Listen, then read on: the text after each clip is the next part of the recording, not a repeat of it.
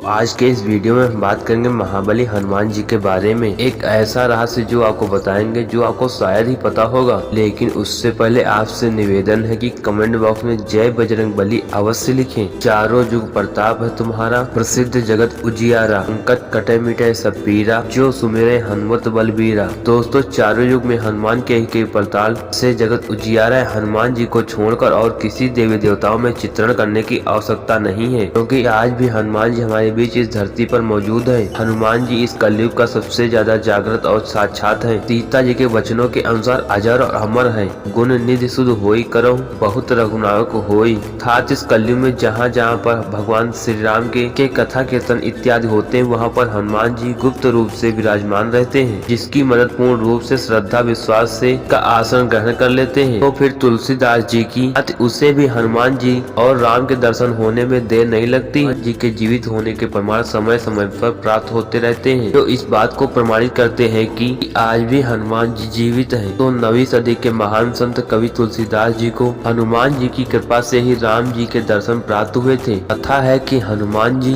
तुलसीदास से कहा था कि राम और लक्ष्मण चित्रकूट में नियमित रूप समय से आते रहते हैं। मैं वर्ष भर बनकर बैठा रहूंगा, जब राम और लक्ष्मण आएंगे तो मैं आपको संकेत दे दूंगा। हनुमान जी की आज्ञा के अनुसार तुलसीदास जी चित्रकूट घाट पर बैठ गए और सभी आने जाने लोगों को चंदन लगाने लगे। राम और लक्ष्मण जब आए तो हनुमान जी गाना लगाने लगे। कूट के घाट पर भई संतन की भीड़, तुलसीदास चंदन घिसे तिलक दे तो रघुवीर। हनुमान के यह भजन सुनकर तुलसीदास और प्रभु राम और लक्ष्मण को निहारने लगे। इस प्रकार तुलसीदास जी को राम जी के दर्शन में अब बात करते आखिर हनुमान जी का शरीर है तो कहाँ है और वह कहाँ मिलेंगे। दोस्तों, हनुमान जी कलयुग में गंध मादन के पर्वत पर निवास करते हैं, ऐसा श्रीमद् भगवत गीता में वर्णन आता है।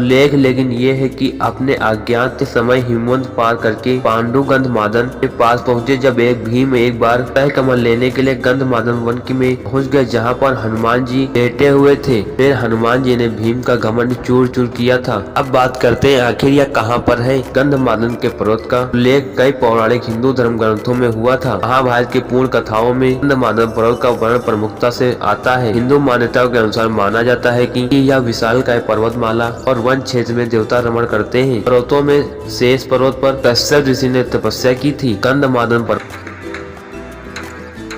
नाम से एक पर्वत रामेश्वरम के पास भी है, जहां पर हनुमान जी ने पार करके के लिए छलांग लगाई थी। लेकिन हम उस पर्वत की बात नहीं कर रहे हैं, हम बात कर रहे हैं हिमालय के कैलाश पर्वत के उत्तर में स्थित है। गंध मादन पर्वत आज्ञा क्षेत्र तिब्बत के इलाके में है। पुराणों के अनुसार जम्बूद्वीप गिलावत खंड में एक पर्वत उपखंड और मद्रास उपखंड के बीच में गंध मादन पर्वत कहा गया है, जो अपने सुगंधित वनों के लिए प्रसिद्ध है। और अब बात करते हैं कि आखिर यहाँ पर कैसे पहुँचा जा सकता है। पुराणों के अनुसार जम्बूद्वीप उपखंड और मद्रास उपखंड के बीच में गंध मादन पर्वत कहा गया है। इस क्षेत्र में 2 रास्तों से जाया जाता है। पहला नेपाल के रास्ते मानसरोवर होकर और दूसरा भूटान की पहाड़ी के आगे से और तीसरा अरुणाचल के रास्ते चीन होते हुए। संभवतः महाभारत काल में अर्जुन के असम तीर्थ में जब हनुमान जी से भेंट की थी तो हनुमान जी भूटान और या अरुणाचल के रास्ते तीर्थ होने गए थे। एक गंध मादन पर्वत उड़ीसा में बताया गया है, लेकिन हम उस पर्वत की बात नहीं कर रहे हैं। आज हमने बात की हनुमान जी के जीवित होने के रहस्य के बारे में, और ऐसा कहा जाता है कि गंध मादन के पर्वत में हनुमान जी निवास करते हैं। तो दोस्तों, ये वीडियो आपको कैसा लगा कमेंट करके जरूर बताइएगा, और वीडियो देखने के लिए आप हमारे चैनल को सब्सक्राइब कर सकते हैं। तब तक के लिए जय हिंद, जय भारत, वंदे मातरम।